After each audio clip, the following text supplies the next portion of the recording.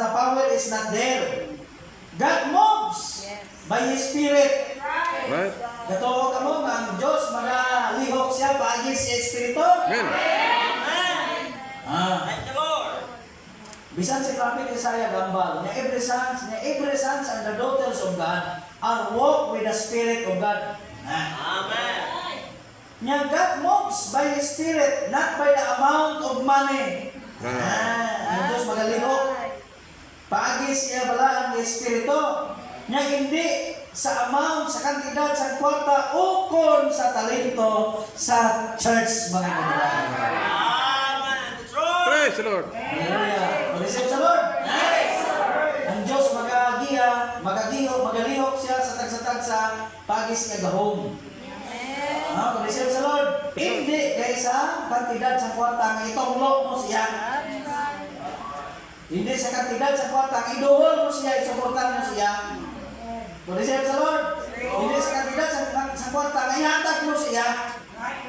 Praise the Lord. Ukon sa talento man sa tagsatag sa mga kauturan. Kundi ang Diyos magapangikot sa tumata paagi sa iya balaan ng Espiritu Santo. Amen. Kaya anong hinuunta para ang Diyos magapangikot? Kung isip sa Lord, Praise the Lord. o si saon ng atong kabuhi na magtinlo sa pulong. Amen.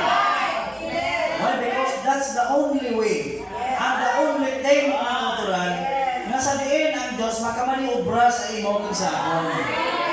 Amuro na simple nga pamagi. Right. Kung isip sa Lord, tinlo ang imo kabuhi. Hallelujah.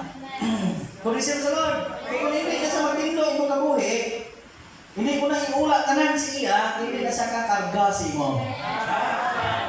Ang Diyos may proseso mo.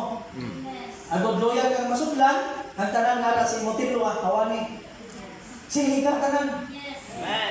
Kung isip sa Lord, kung suburban nga pa sa minsay na natoke 1961, niya siniga ang tanan nga ang Philip sa imo kabuhi.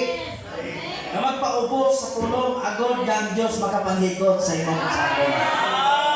Praise the Lord. Isip sa Lord. Pero kung masiling tayo Kristohanon ta, tapos may kaakit ka sa atong isip katawo, kapait sa atong isip katawo, wag ay tsansa.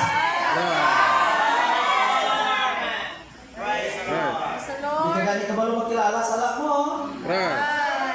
Masiling sa kasulatan, kung nakasala ka sa iya, hindi, pagpatanuri sa ngadlaw, palapit siya.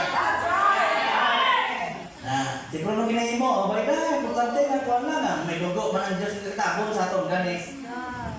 Isalik ka sa pag-iipitibos ng dugo, pero kung sumala ka sa mutikang, why dugo kung magtabon siya? Right. Hallelujah. Ang Diyos siya buga na sa iya kaluoy sa imo. Pero ang Diyos mga kautrandong lumonta, may pamagi na siya kung paano maangkon mula ang kaluoy. Hindi mo salik ka lang na kaluoy niya, may kaluoy ang Diyos niya sa atong, bisan mag-ano tayo, kaya hindi may dugo. Ay, ano na sa kayo pagluwas mo na ito? Amen. Nagsalik, galit na kami dugo, kung gusto na lang ang istorya may pulos. Right. Praise the Lord. Ha? Tungod galit ang dugo sa Diyos, nagatabong sa atong adlaw, kapiin, kung kung sa sigwano pa, makapatuloyan ka lang tayo maghambal sa atong babang may pulo. That's wrong. Praise the Lord.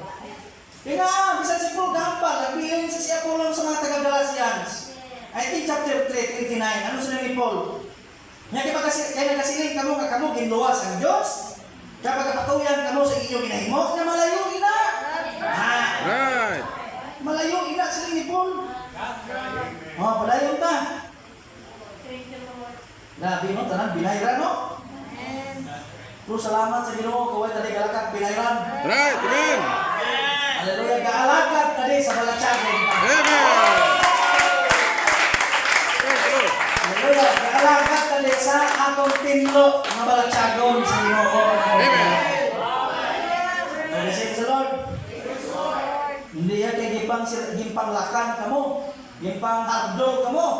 Nari lagi sa kontaran tadi sa dumaawa sao. Kaidot tadi sa bala sa mani. Ay, that's wrong.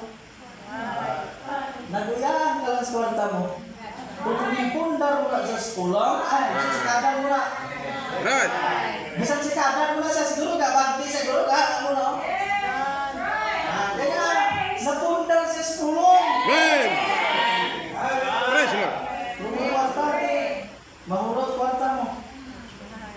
Daan mo, patay kwarta.